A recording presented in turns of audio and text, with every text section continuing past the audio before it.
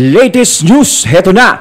Tapatan na to, Luistro. Walang kawala sa matinding pasabog ni Marcoleta, VP Sara. Ayan, syempre itong balitang ating matutunghayan ngayon ay nagbula kay Pinas News Portal. At ito po ang inyong lingkod na si BT na magbibigay ng reaksyon at komento dito sa video na ating matutunghayan ngayon. At huwag na natin pagtagalin at sabay-sabay na nating panoorin ang laman ng video na hatid sa atin ni Pinas News Portal at bibigyan natin ng reaksyon ng balitang ito. Ayan, syempre nakabalik ngayon tayo ulit. Pasok! Kita po kasi ko no? Pagka daw natuloy yung... sandali lang, no? Siyempre, bago natin tunghayan ang videong ito at bigyan ng reaksyon, nais ko nga pala magbigay ng credits dito sa boses na madidinig natin ngayon at bibigyan ng reaksyon. Walang iba kundi si Sir Badong Arateles. Siyempre, suportahan nyo rin ang kanyang channel, mga katunay. Tuloy natin. Yung impeachment, mukhang ang dalawang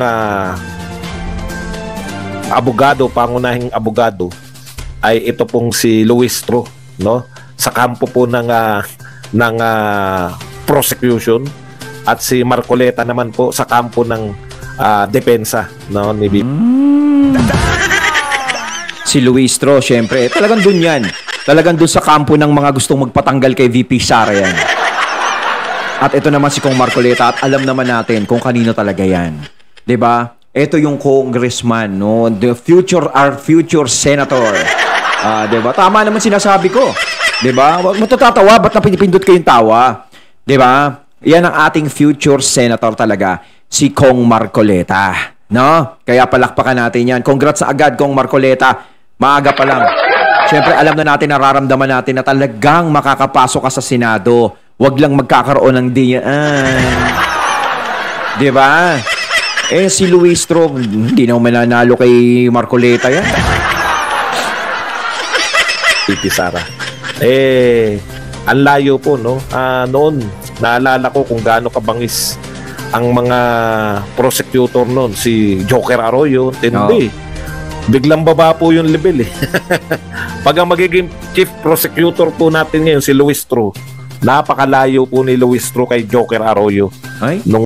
Siyempre, Joker Arroyo, magaling niya. Wala na ba silang mapili? Si Luistro na lang talaga. No? Parang no choice na, ikaw na lang. Total, puro house show naman ebidensya natin. Ikaw na lang mag-attorney sa atin. Yung mga panahon na congressman pa lang si Joker Arroyo. Kaya nga po naging senador yan. Alam niyo ba yun? Diyan po naging senador yan si Joker Arroyo. Sa husay ng pinakita niya bilang prosecutor nung panahon ng impeachment ni Era. So parang ang pinalalabas dito, parang si Luistro, no, kinuha nilang attorney, prosecutor, no, parang ikaw yung pinakamatalino, ikaw yung pinakamagaling. Sana nga, 'di ba? Sana nga, 'di ba? Parang ang iniisip niya, baka pag naipanalo ko to, manalo ko senador. Baka sa pagiging congressman, hindi ka na matuloy na. Baka matalo ka na talaga. Pagkababango ng mga pangalan nyo kasi ngayon talaga. Sana nawa ay may maging magandang resulta sa inyo ang 2025 at pagbulat ng inyong mata ay kayo ang laman ng balota. Kayo ang magiging numero 1. Alam niyo po, yan muna, unahin ko na yung reaction dyan, ha. Kasi baka mawala, eh. Wala kasing ano to, eh. Ito reaction ko lang doon sa sinasabi. Tapatan, Luistro versus Marcoleta. Correct. Ang tanong pa ron, sino ang mga ngamote? Ang sagot ko po, tiyak na tiyak ang mga ngamote si Luistro. Kasi si Luistro po, mahusay magkodigo. Lahat po ng mga tanong niya, tignan niyo po. Lahat po ng kanyang nagmamarunong, aral na aral. Eh. Hindi po uubra, na pag sa impeachment court, ay mangungodigo ka. Mabilis po kayo na... Pangit yung ganon, yung mangungodigo ka. 'Di ba? Makikita mo talaga ang galing ng isang abogado, yung wala kang binabasang kodigo. Yung talagang sa isip mo lang lahat ng gagaling, yung mga tanong mo, yung mga pagdepensa mo, yung mga pagganon-ganon mo, etc. etc. Pero ano yun, habang nagtatanong ka, kasi ganito, ikaw ay ganito, ganyan, ganyan. Bakit mo ginto to, ganito? Next page. Bakit ka nagagaganyan, ganyan? Di ba parang napakapangit naman? Kailangan may kodigo. May matalino bang nakakodigo? Siyempre, di ba wala? Kaya, para sa akin, hindi katalinuhan yan. Parang hindi naman siya ganun kagaling. Kung ikukumpara siya kay Joker Arroyo siguro, is napakalayo. Diba? Kay Kong Marcoleta sigurado lala mo ng apo yan. Na kailangan yung batuhan niyo dyan. Dahil kung sino-sino po, pwede na po ngayong sumagot, no? Hindi nyo na po madidiktahan na patatahimikin yung isang panig. Yung bagal na magsalita ni Luis Tro, durog-durog yan pag may magaling na mga senador na babara sa kanya. No? Ang senador po ang hari ngayon. Dudurugin po yung Luis Tro nyo. Tsaka kailangan mabilis kang sumagot. Mabilis kang dumipensa, mabilis kang magano, 'di ba? Ganun yung mga abogado eh. Minsan nagsasalita pa lang yung testigo na kinakausap nila o yung inaakusahan, 'di ba? Nagsasalita pa lang, meron na kaagad silang tanong. Hindi pa tapos. 'Di ba, kumare? Nasaan ka nung mga oras na ito? Kasalukuyan po ako naglalakad. Bakit mo sinasabing naglalakad ka? Bakit hindi mo pinulot yung 2 pisong nalaglag sa kalsada? Kasi po, bakit? Anong oras ka dumaan doon? Diba? Ganun ka agad yun? Dapat mabilis kang pumick up. Mabilis kang umano. Mabilis kang magsalita. Hindi yung, anong oras ka dumaan doon? Sandali po, buksan ko lang yung notebook ko. Nilista ko dito. Kahapon po, dumaan ako ng alas. Ano ang sandali, nandito sa isang page eh. Hindi lang po makaporma rito dahil kontrolado nila eh. Alam niyo yun, yung mukha siyang magaling kasi kontrolado niya, walang pwedeng kumontra sa kanya pag nasa kanya yung floor. Pero pag panahon po ng impeachment trial yan, lahat ng mga ibabato ni Luis, at hindi po siya pwedeng mag-speech dyan. No? Hindi pwedeng ginagawa nilang... So, doon sa Senado gaganapin yun. Ganon. Kasi doon si Luis Tro, siyempre hari siya doon, nasa teritoryo mo ikaw. Hindi pa pwede siyang hindi siya pwedeng benggahin habang nagsasalita siya eh. 'Di ba? Speech at nagbabasa ng kodigo. Mga ngamotika talaga niyan. Mga ngamotika. Yan ang sinasabi natin kay Luis Tro, no? Hindi ka obra. Malayong-malayo ka kay Joker Arroyo kung ikaw ang magiging pangunahin. Kasi wala akong naririnig na abogado malibang kay Luis Tro. At durug-durug ka kay Marcoleta. Kasi si Marcoleta, nakita na natin yan kung paano niyan tinumba. The mighty ABS-CBN. Halos si Marcoleta nag-expose dyan sa lahat eh. Malakin mo, no? Pag si Kong Marcoleta talagang pag nagsasalita talaga, no? Matindi. Di ba hinahamon nga ni Kong Marcoleta si Tulfo? Di ba? Kahit pa paano di ba Tulfo? Tulfo yun eh, si Rapi Tulfo. Kung debatehan lang, di ba? Hinahamon siya, hindi siya aatrasan ni Kong Marcoleta. Kung yung mga katulad ba ang makakaharap ni Kong Marcoleta ni Luis Tro, talagang kakain ng alikabok si Luis Tro kay Marcoleta. Diba? Nakikita naman natin kung paano magsalita si Kong Marcoleta talaga. Kaya nga siya kinaiinisan eh. Kaya nga ayaw siyang marinig sa Kongreso, ayaw siyang pagsalitain. Diba? Ultimo yung hopya niya, tinanggal eh. Siguro kaya tinanggal yung pagkain niya, sabi, hindi ka namin papakainin para manlata ka dyan. Para pag nagutom ka, umalis ka dyan. Parang ganun eh, no? Lahat ng mga katiwalian ng ABS-CBN, si Marcoleta yung lahat eh. Diyan naman sumikat si Marcoleta. Ewan ko nga kung bakit hindi tumuloy yan ng pagiging senador nung baka nanalo na yan. Kaya okay yan. Yari ka. Expose ka niyan. Hindi po ubra dyan yung mga kontrolado mo, yung may mga kakampi ka. Tignan natin kung paano na protektahan yan. Kayang-kaya pong barahin ni Marcoleta yan. Kaya lang, paano mo mababara? Kontrolado nga. Tignan nyo ang sinabi ni Marcoleta. Hindi na ako masaya doon sa House of Representatives. Kapag inilalaban natin ang katwiran, kapag sinasabihan natin sila na kung ano ang tuntunin, kung ano yung dapat gawin para hindi nag-aaway-away, baliktad po yung nangyayari. Ibig sabihin... ganun talaga. Kasi yun ang gusto mangyari ng Kong Marcoleta. Di ba? Talagang hindi na mangyayari yung pagkakaisa dyan. No? Dahil talaga na merong isang tao dyan, alam nyo na kung sino mga katunay, ang hindi talaga, ang ayaw talaga makipagkasundo. Diba? Ang ayaw talaga na umayos. Siyempre, nasa isip niya eh, gusto ko maging presidente, gusto ko maging presidente, gusto ko maging presidente, gusto ko maging presidente. Kailangan maging presidente ako, kailangan maging presidente ako, si BP Sara, kailangan matanggal, tinik siya sa lalamunan ko. So, siyempre, mataas ka, ikaw ang sinusunod, di ba?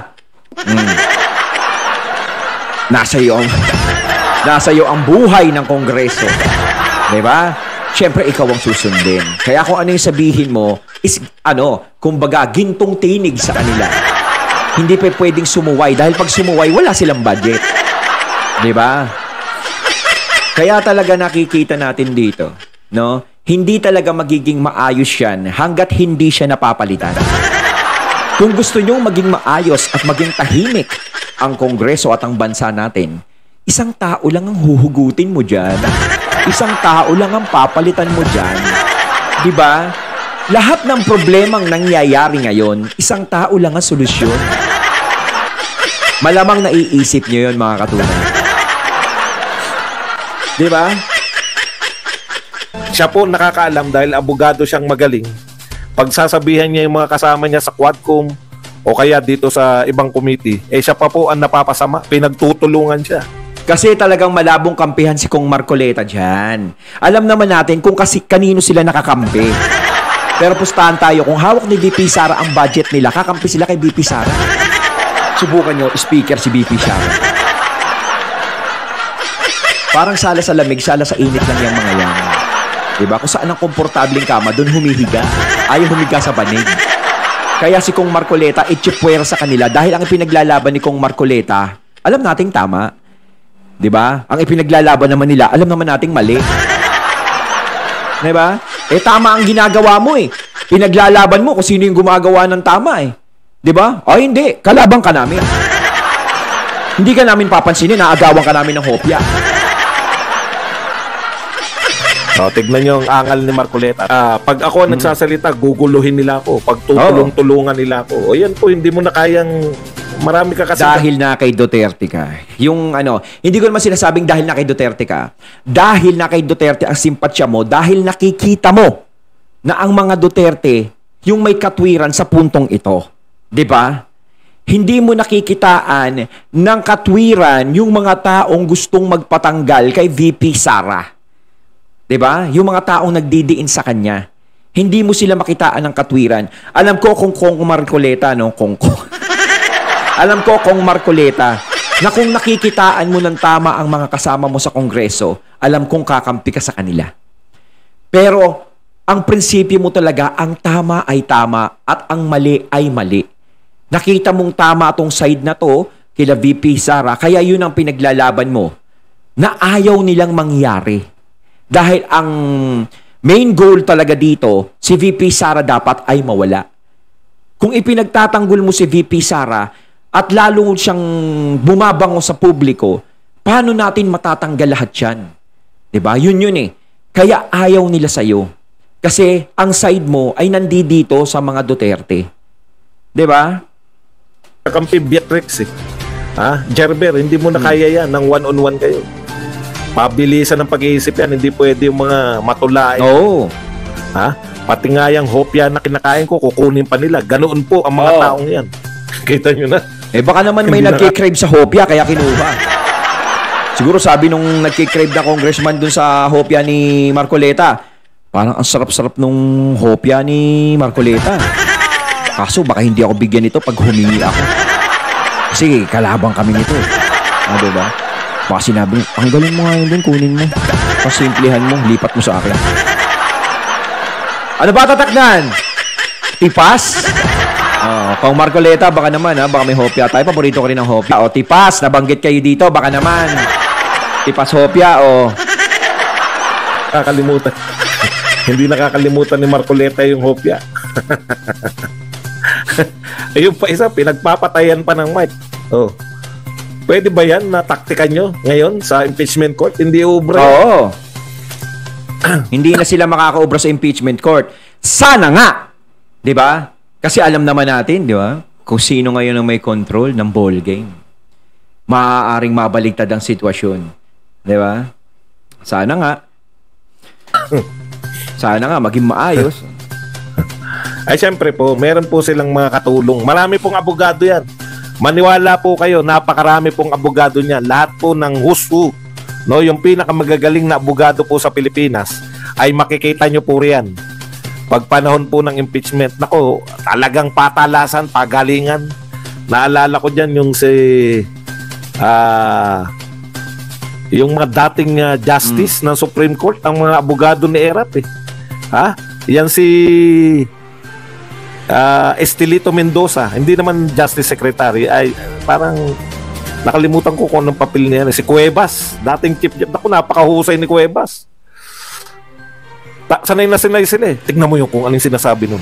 Punta naman yung mga abogado. Ang dami pong lawyer dyan. Naku, napakasarap po. Pag natuloy po yung impeachment na yan, naku, si Badong po siya, yung ngiti ni Badong, durug-durug. Grabe po ang ano natin dyan. Masisihan po talaga tayo. Mga chief justice po, abogado ng mga... Kumbaga, parang may panahon pa sila para magpalit eh, no? Mendoza, Cuevas, David. Dapat, Sir Badong, hindi na natin to pinag-usapan eh. Baka mamaya makaisip yung kamera na Naku, sinasabi nila mahina si Luistro. Baka palitan na lang kaya natin. Mamaya makaisip sila ng gano'n, Sir Badong, sabi tayo dyan. Yari tayo dun. Diba? Ayan dyan eh, ha?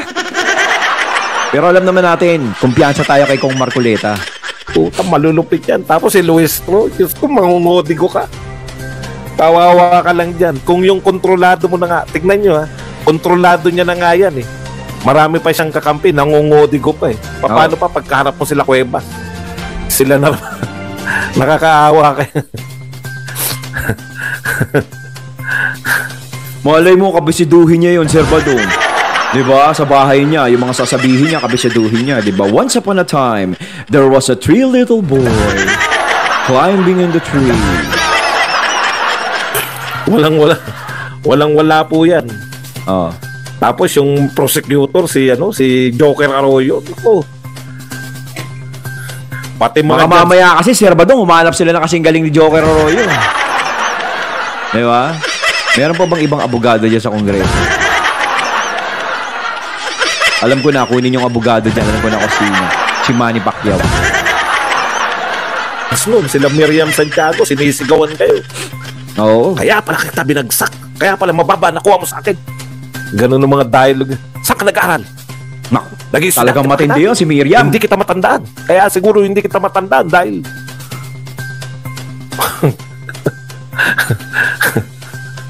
puta, matitindi lahat. Pati judge nun. Ngayon, matindi ang judge ngayon. Si Tulfo tsaka si Lito Lapid. Bong Revilla. Dinggoy Estrada. Yan ang mga judge. Mga judge. Ang maganda kasi kay Marcoleta, mabilis siyang sumagot. Oo. At saka talaga yung pagsagot ni Marcoleta, talagang damang-dama mo eh. Maiintindihan mo talaga.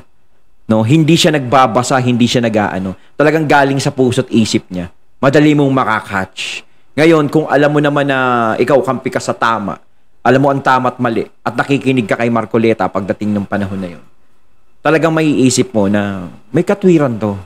Pero kung ikaw, nasusukluban ni he ho ho ho, ay, sigurado ka lalabasan yan. Banga. Kaya abangan po natin yan. Siyempre, hindi lang po sila yung magiging abogado riyan. Sangkatutak po. Lahat po ng pinakamagagaling na abogado, makikita nyo po sa impeachment. Kahit po walang bayad, puta, very willing yan. Kasi talagang show up, yan. Oo. Alam niyo yung mga matatalino, gusto nilang minsan kung ako, abogado ako, Sir Badong, mag-aabogado ako kay BP Sara. Kung ako pinakamatalinong abogado ko. Diba? Mag-aabogado ako kay BP Sara. O yan po ang pinakamagandang drogan ng mga abogado. Ayun. Ito pa siya. Ang napapabilib lang ni Luistro yung mga bobo. Hindi ako nagsabi niya. Si Topacio. Pagbilib na bilib ka raw kay. Ang napapabilib ni Luistro yung mga bobo. Ala, sinabihan ka ng gano'n? Alam po ninyo, tinapos na po ngayon. No?